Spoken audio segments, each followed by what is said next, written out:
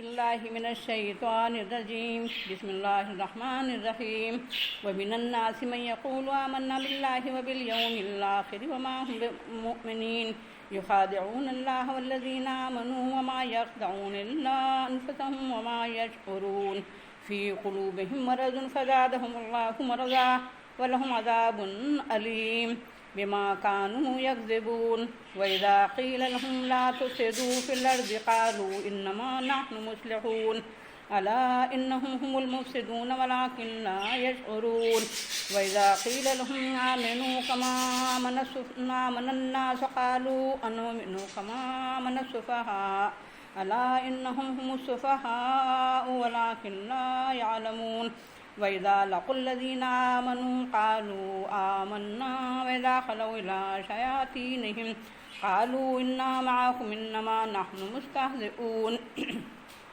اللَّهُ يَسْتَهْزِئُ بِهِمْ وَيَمُدُّهُمْ فِي طُغْيَانِهِمْ يَعْمَهُونَ أُولَٰئِكَ الَّذِينَ اشْتَرَوُا الضَّلَالَةَ بِالْهُدَىٰ فَمَا رَبِحَتْ تِجَارَتُهُمْ وَمَا كَانُوا مُهْتَدِينَ صدق اللہ القول العظیم۔ اور لوگوں میں کچھ لوگ ایسے ہیں جو کہتے ہیں ہم اللہ پر اور آخرت کے دن پر ایمان لے آئے، حالانکہ وہ مومن نہیں ہیں۔ وہ اللہ کو اور اہل ایمان کو دھوکہ دیتے ہیں، حالانکہ صرف خود ہی کو دھوکہ دیتے ہیں، اور وہ شعور نہیں رکھتے۔ ان کے دلوں میں روگ ہے تو اللہ نے ان کی بیماری کو بڑھا دیا ہے، اور ان کے لیے دردناک عذاب ہے ان کے جھوٹ بولنے کی وجہ سے۔ اور جب ان سے کہا جاتا ہے کہ زمین میں فساد مت کرو تو کہتے ہیں ہم تو اصلاح کرنے والے ہیں، آگاہ یقیناً فساد اور بگاڑ کرنے والے ہیں، لیکن وہ شعور نہیں رکھتے۔ اور جب ان سے کہا جاتا ہے کہ ایمان لے آؤ جیسا کہ لوگ ایمان لائے ہیں تو کہتے ہیں کہ ہم اس طرح ایمان لے آئیں جیسا کہ بیوقوف لوگ ایمان لائے ہیں، آگاہ یقیناً وہی کم عقل ہیں، لیکن ان کو علم نہیں ہے۔ اور جب ایمان والوں سے ملتے ہیں تو کہتے ہیں ہم ایمان لا چکے ہیں، اور جب اپنے شیطانوں کے پاس اکیلے میں جاتے ہیں تو کہتے ہیں ہم تو آپ ہی کے ساتھ ہیں، ہم تو مذاق کرتے ہیں اور ہنسی اڑاتے ہیں۔ اللہ ان کے ساتھ استہزاء کرتا ہے، ان کے مذاق کا جواب دیتا ہے اور ان کی سرکشی میں ان کو کھینچتا ہے۔ وہ دل کے اندھے ہو رہے ہیں، یہی ہیں وہ لوگ جنہوں نے گمراہی کے بدلے میں خرید لیا ہے، یہی ہیں وہ لوگ جنہوں نے گمراہی کو ہدایت کے بدلے میں خرید لیا ہے، تو ان کی تجارت نے ان کو نفع نہیں پہنچایا اور نہ وہ ہدایت یافتہ ہیں۔ یہ البقرہ کا دوسرا رکوع ہے جس کی تلاوت کی گئی اور ترجمہ پیش کیا گیا۔ اس رکوع میں منافقانہ کردار بیان کیا گیا ہے۔ منافقت یہ ہے کہ آدمی کا ظاہر و باطن ایک نہ ہو، آدمی کہے کچھ اور کرے کچھ، اور اس کے قول و عمل میں، اس کے فکر و خیال اور کردار میں امتزاج ہو، اس کا دعویٰ کچھ اور زندگی کچھ اور۔ منافق آدمی در حقیقت جھوٹا ہوتا ہے، دھوکے باز ہوتا ہے، مکر و فریب کا پرکالہ ہوتا ہے، کم عقلی اور جہالت میں مبتلا ہوتا ہے، اس میں سنجیدگی نہیں ہوتی، ہنسی ٹھٹا اس کا طریقہ ہوتا ہے، وہ زمین میں امن و امان اور عدل و انصاف قائم کرنے کے بجائے فساد انگیزی کرتا ہے، اسے حق کے بجائے گمراہی سے دلچسپی ہوتی ہے، وہ در حقیقت مفاد پرست، دنیا پرست اور نفس پرست ہوتا ہے، اس لیے سچے اہل ایمان کا مذاق اڑانا اس کا شغل ہوتا ہے۔ سچے اہل ایمان مرد اور خواتین بھلائیاں پھیلانے اور برائیاں مٹانے میں ایک دوسرے کے ساتھ تعاون کرتے ہیں اور دوستی اور رفاقت کا ثبوت دیتے ہیں، اور منافق مرد اور خواتین دونوں برائیاں پھیلانے میں اور بھلائیوں سے باز رکھنے کی کوشش میں ایک دوسرے کے رفیق کار معاون ہوتے ہیں۔ ایک منافق وہ ہوتا ہے جو اسلام کو حق تو مانتا ہے مگر حق کی خاطر اپنے دنیاوی مفادات کی قربانی دینے کو تیار نہ ہو، اپنے دنیاوی تعلقات کو ترجیح دینے کو آمادہ نہ ہو، راہ حق کی خاطر مصیبتیں جھیلنے اور ظلم و ستم برداشت کرنے کے مقابلے میں عافیت سے رہنا اس کے نزدیک حق سے زیادہ اہم ہو۔ ایک منافق وہ ہوتا ہے جو اسلام کو حق نہ مانتا ہو مگر فتنہ پروازی کی غرض سے بظاہر مسلمان بن گیا ہو۔ ایک منافق وہ ہوتا ہے جو اسلامی حکومت کی وجہ سے یا مسلم سوسائٹی میں گھر جانے کی وجہ سے اپنا فائدہ اسی میں دیکھتا ہے کہ اپنے کو مسلمان ظاہر کرے اور مسلمانوں سے تعلقات رکھے، اور دوسری طرف کافروں اور مشرکوں سے بھی تعلقات اور دوستی رکھے تاکہ دونوں طرف کے فائدے لے سکے اور دونوں طرف کے نقصانات سے محفوظ رہے۔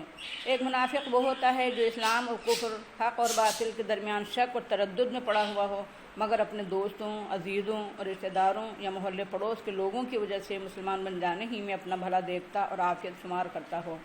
ایک منافق وہ ہوتا ہے جو اسلام کو حق تو مانتا ہو مگر اسلام کے خلاف رسوم و رواج اور طور طریقے جو سوسائٹی میں چلے آ رہے ہوں انہیں چھوڑنے کو آمادہ نہ ہو، اسلام کی اخلاقی پابندیاں قبول نہ کرتا ہو، ایمان کی ذمہ داریاں نہ اٹھاتا ہو، شریعت کے احکام کا بوجھ اٹھانے کو تیار نہ ہو۔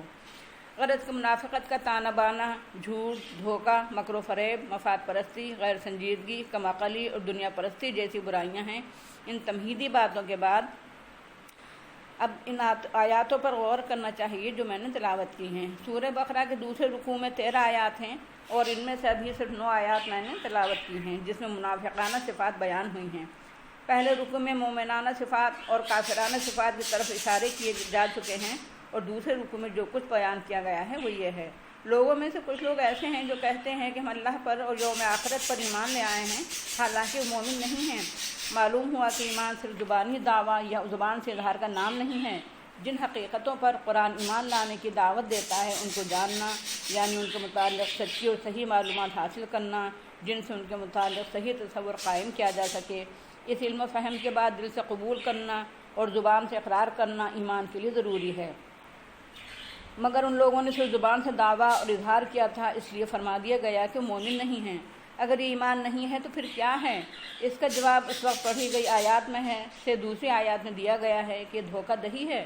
منافق اس طرح ایمان کے اظہار کر کے اللہ کو اور اللہ کے رسول صلی اللہ علیہ وسلم کو اور مومن بندوں کو دھوکہ دینا چاہتے ہیں، مگر اللہ کو اور ایمان والوں کو دھوکہ دینے کی کوشش کر کے در حقیقت خود دھوکہ کھا رہے ہیں، کیونکہ اس دھوکے کا وبال انہی کو بھگتنا ہوگا، اس کا خمیازہ خود وہی بھگتیں گے، اور اس طرح اپنی منافقت کے جال میں پھنستے چلے جائیں گے کہ ان کو اس کا شعور بھی نہ ہوگا۔ ان کے دلوں میں ایک روگ ہے، اللہ نے اس روگ کو بڑھا دیا ہے۔ یہ بیماری منافقت کی بیماری ہے۔ اس کو بڑھانے کا مطلب یہ ہے کہ منافق اپنی چالوں کو بظاہر کامیاب ہوتے دیکھ کر منافقت میں اور زیادہ ڈوبتے چلے جاتے ہیں۔ منافق چونکہ دعوی ایمان میں جھوٹے ہیں اور ان کا کردار جھوٹ پر مبنی ہے، اس لیے ان کو دردناک عذاب سے دوچار ہونا پڑے گا۔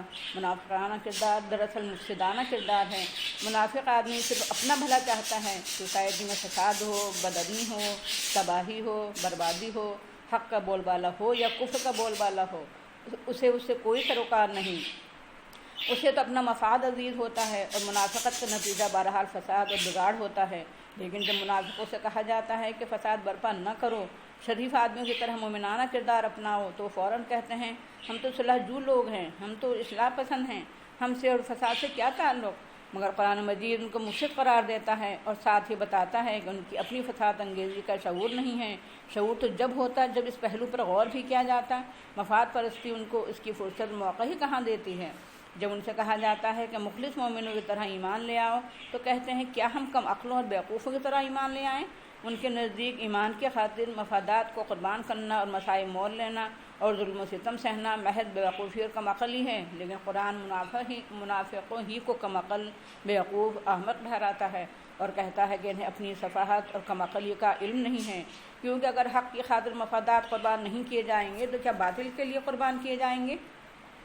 سچائی کے لیے ظلم و ستم برداشت کرنا نہیں کیا جائے گا تو کیا جھوٹ کے لیے برداشت کیا جائے گا؟ اتنی سی بات منافقوں کی سمجھ میں نہیں آتی ہے، یہی تو ان کی کم عقلی ہے۔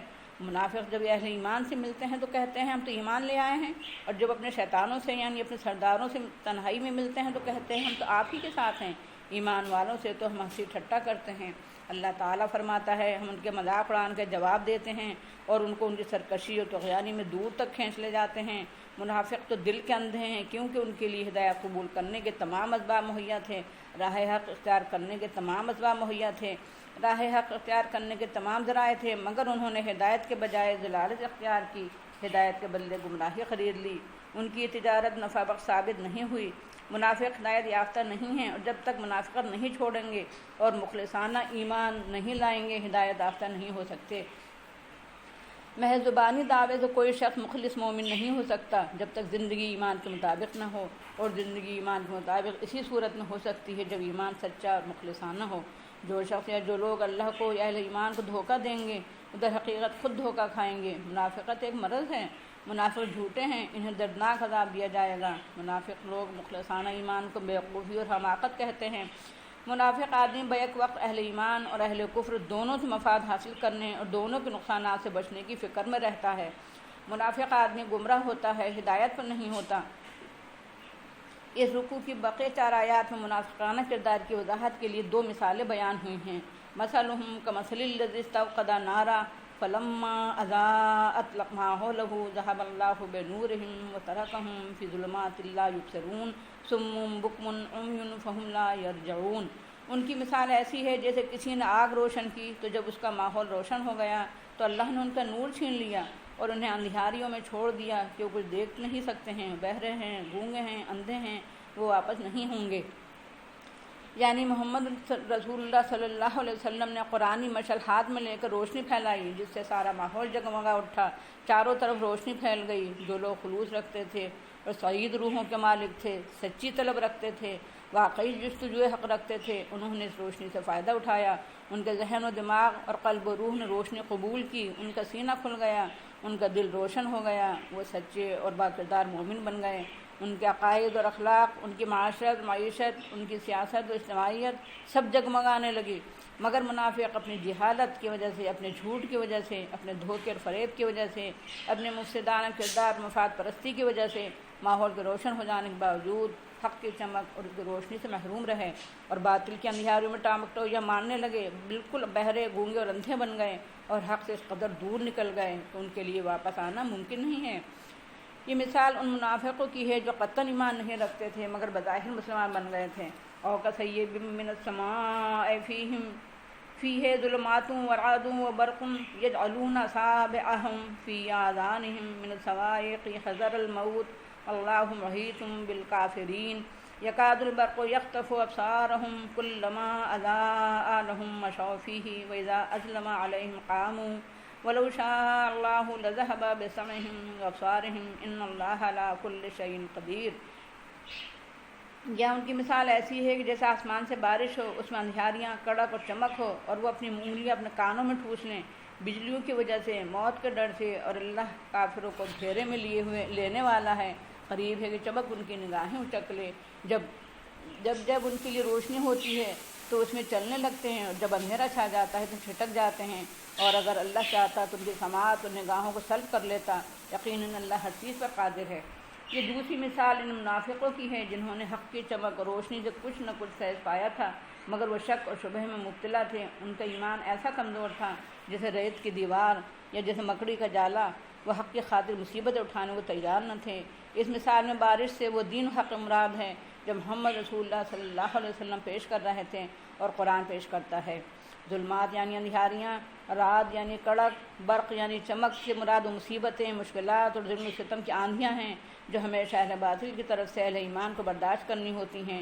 جب ذرا نارمل حالات ہوتے ہیں تو اسلام کی طرف سے قدم بڑھاتے ہیں، کیونکہ کچھ نہ کچھ دنیاوی مفادات کی توقع، دنیاوی مصائب سے چھٹکارا نظر آنے لگتا ہے، اور جب مشکلات کا اور مصائب کا چکر چل پڑتا ہے یا ایمان کو تقاضے سامنے آتے ہیں جو نفس پر گراں گزرتے ہیں تو وہ ٹھٹک جاتے ہیں۔ منافق بزدل ہوتے ہیں، موت سے گھبراتے ہیں، مگر کانوں میں انگلیاں ٹھوسنے سے نہ تو مصائب کے بادل چھٹتے ہیں اور نہ موت سے چھٹکارا ملتا ہے۔ اس لیے مومنانہ کردار اپنائے بغیر اور دل گردے سے کام لے کر ایمان کے تقاضے پورے بغیر نجات میں اثر نہیں آ سکتی۔ اللہ تعالیٰ نے یہاں منافقوں کو کافر قرار دیا ہے اور آگاہ کیا ہے کہ اللہ نے کافروں کو گھیرے میں لے رکھا ہے، وہ اپنی منافقانہ چالوں اور کافرانہ حرکتوں سے خدا کے گھیرے سے نہیں نکل سکتے ہیں۔ اللہ تعالیٰ کا اصول اور قاعدہ یہ ہے، جو شخص جس قدر اپنے خداداد توانائیوں اور صلاحیتوں سے شعور، ادراک اور عقل و فہم کی قوتوں سے کام لینا چاہتا ہے اور راہ حق پر 2، 4، 10 جتنے قدم آگے بڑھنا چاہیں اسے پورا موقع دیتا ہے۔ اللہ تعالیٰ کسی کو جبراً حق پر نہیں لاتا ہے اور نہ جبراً کسی کو حق سے باز رکھتا ہے۔ حالانکہ اللہ تعالیٰ کو قدرت یہ بھی حاصل ہے کہ جبراً سب کو فرما بردار بنا دے یا جبراً سب کو نافرمان، باغی و سرکش بنا دے، مگر وہ ایسا کرتا نہیں ہے کیونکہ اس نے امتحان کی غرض سے انسانوں کو اختیار، ارادہ اور آزادی دے رکھی ہے۔ وآخر دعوانا الحمد للہ رب العالمین۔ السلام علیکم ورحمۃ اللہ وبرکاتہ۔